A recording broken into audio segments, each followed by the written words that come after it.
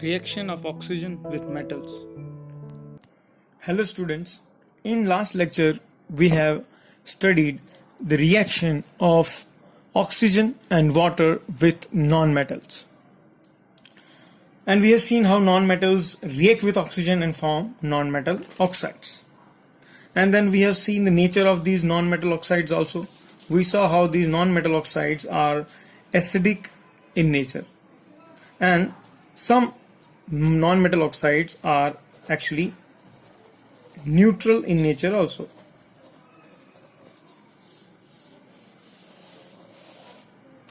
So there are some of them which I would like to mention to you.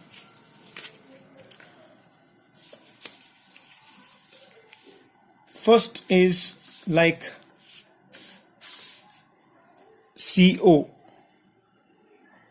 which is carbon monoxide.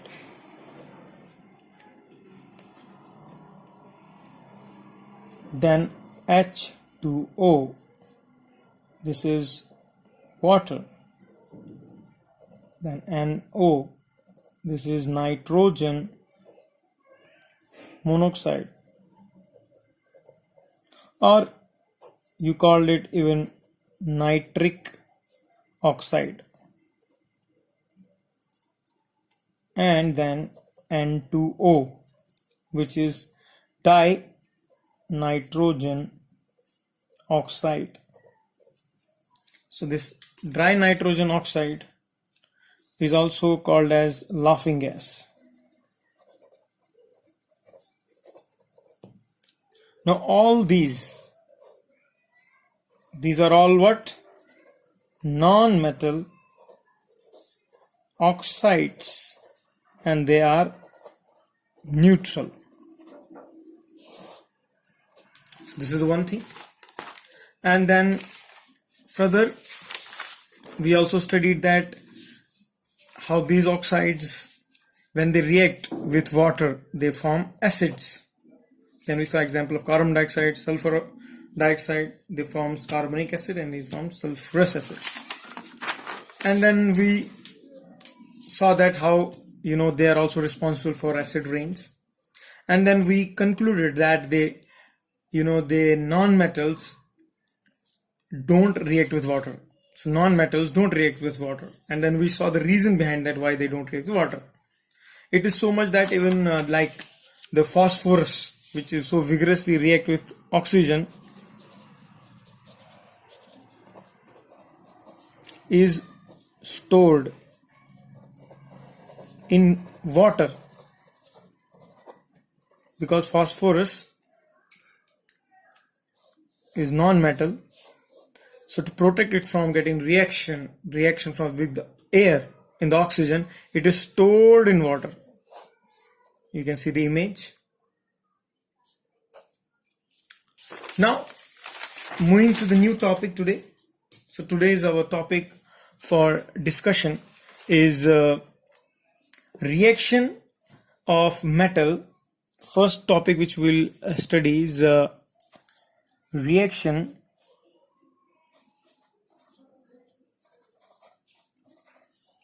of metals with oxygen. So this is what we want to discuss today, reaction of metals with oxygen. Now one thing is very clear, that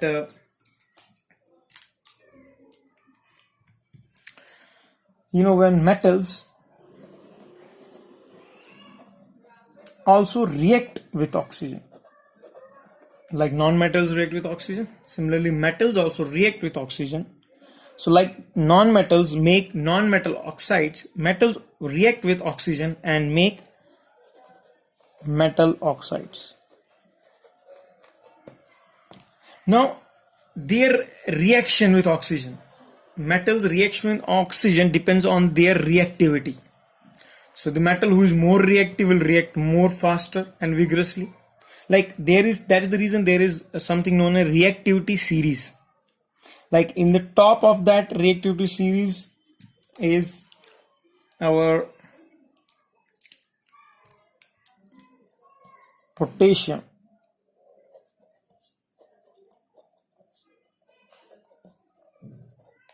and then is sodium, then after that is magnesium, after that is aluminum, after that is zinc, after that is iron, that is lead, and copper, mercury, silver, and then gold. Now these are highly reactive. On the top of this is they are highly reactive, and on the bottom they are least reactive.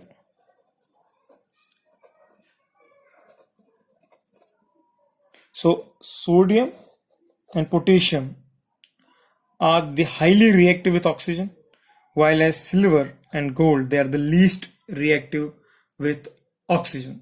So this is something reactive series of metals. So now we will see some chemical reactions that will be more clear to us. So this you can just take a screenshot or just try to memorize. We'll just go with potassium, after the sodium, magnesium, aluminum, zinc, iron, lead, copper, and then mercury, silver, and gold. And then we will see some of the reactions which takes place. Like first we will see like potassium when reacts with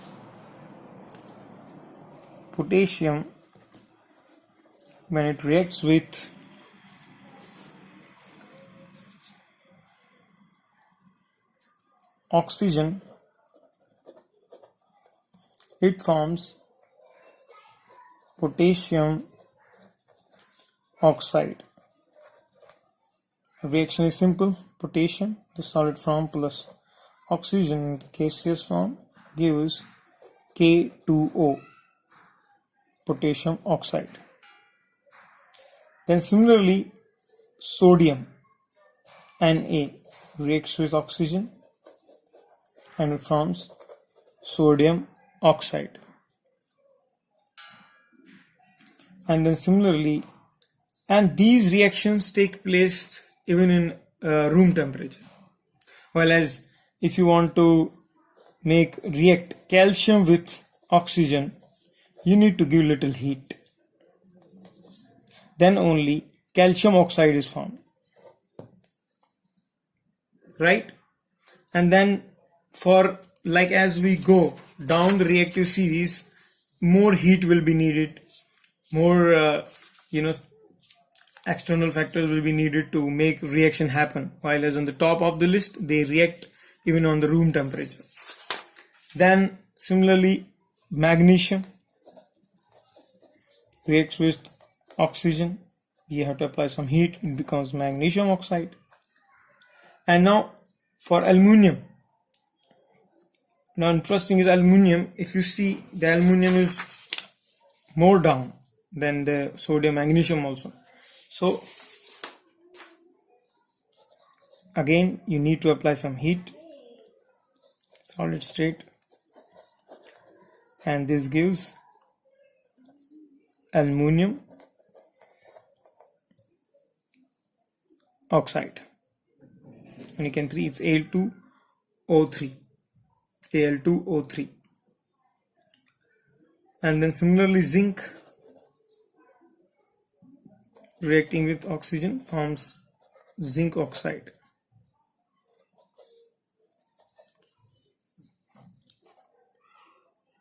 And then now when you come to the iron, so iron has two valencies, you can write its two valencies. One way of iron, you can take its valency 2 or you can take its valency 3. According to that, the formula will change. And interestingly, iron directly, if you reacts when you heat it, iron does not burn. It gets red hotted, but it will not burn. While as if we take iron fillings, and like powdered form, if it iron fillings are powdered form, and we sprinkle it on some flame, then it starts get burning. So it shows dual nature. So when it is in iron filling powder form, it actually burns. So now if you take its valency 2 and oxygen valency 2, obviously the formula which will be FeO. And if you take valency 3 and oxygen 2, then its formula is going to become Fe2O3. And here iron powder form filling form, actually if you see, we combine these both reactions, so the actual formula here will become Fe3O4. So now this, because you take valency 2, it is known as iron 2 oxide, and here you are taking valency 3, it becomes iron 3 oxide. And here when you combine these both, it becomes iron 2 3 oxide. So we are clear. So basically, in short, what I want to say, all these metals, they react with oxygen and form oxides, metal oxides. Now we'll see these metal oxides. What is the nature of these metal oxides?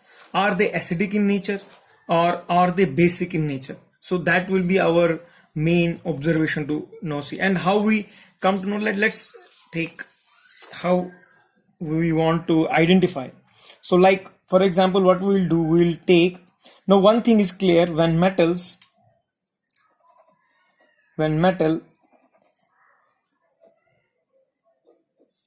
reacts with oxygen, what it makes? Metal oxide. Now we want to determine what is the nature. Is it acidic or it's basic in nature? So we'll do a simple experiment. What we'll do, we'll take 4 flasks like this,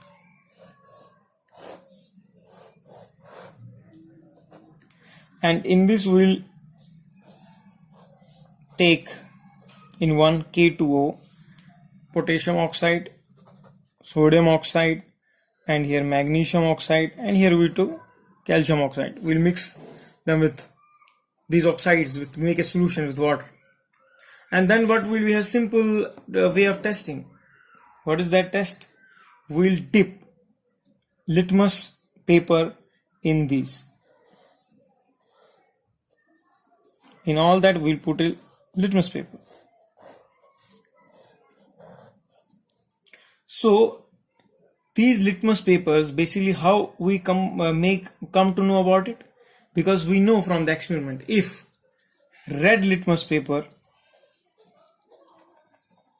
turns blue, that means it is basic in nature, and if blue litmus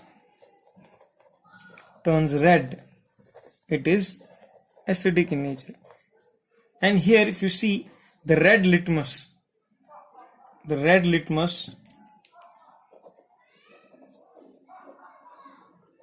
has turned into blue. So that means these metal oxides are basic in nature. They are basic in nature.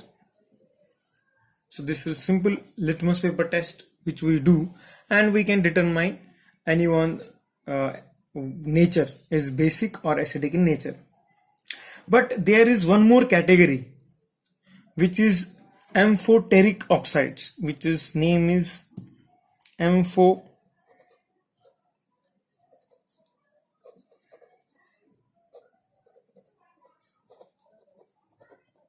amphoteric oxide. So these amphoteric oxides, what they do, they are oxides which react with acids as well as base. These oxides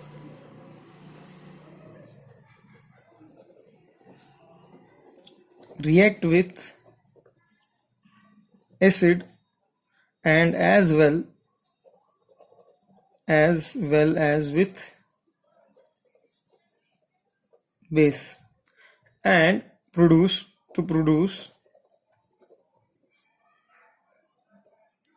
salt and water. This is, so they react with both. Like for example, what they do, like the two examples in that is aluminum oxide and zinc oxide. So these both react with acid and base to give salt and water. Like we'll see the reaction, like Al2O3 solid form plus NaOH in aqueous form gives sodium aluminate AlO2. This is again aqueous plus water. So what they give is sodium aluminate, which is a salt.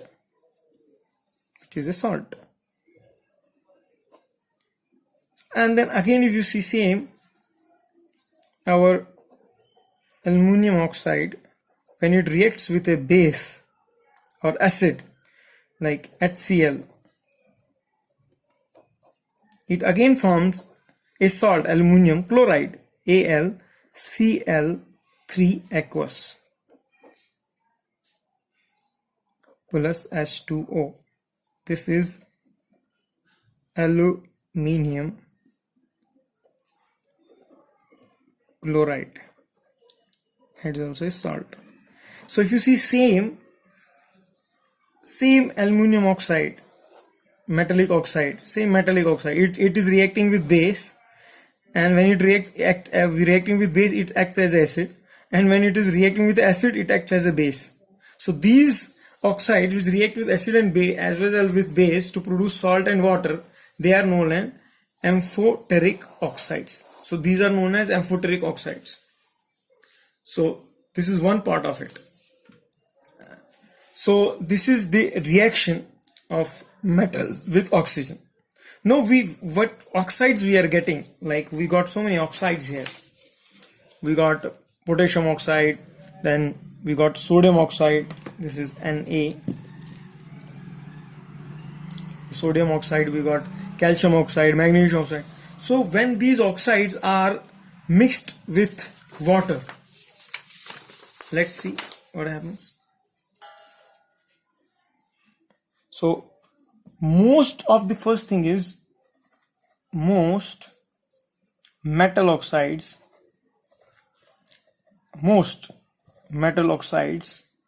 are insoluble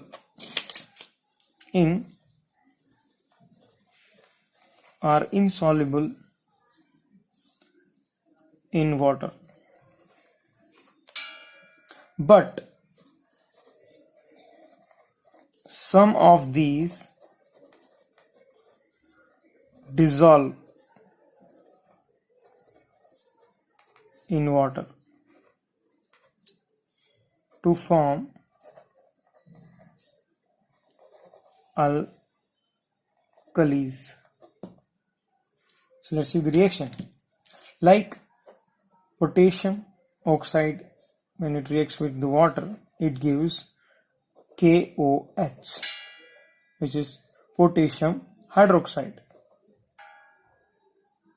And then when sodium Na2O reacts with water, it gives NaOH. To balance twice, so it gives sodium hydroxide. So it gives potassium hydroxide,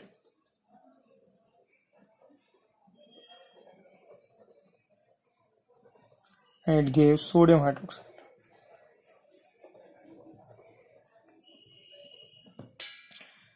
So first again, most metal oxides are insoluble in water, but some of these dissolve in water to form what? Alkalis, basically a base. And then even you can see magnesium, it makes magnesium hydroxide, OH whole twice. This makes magnesium hydroxide.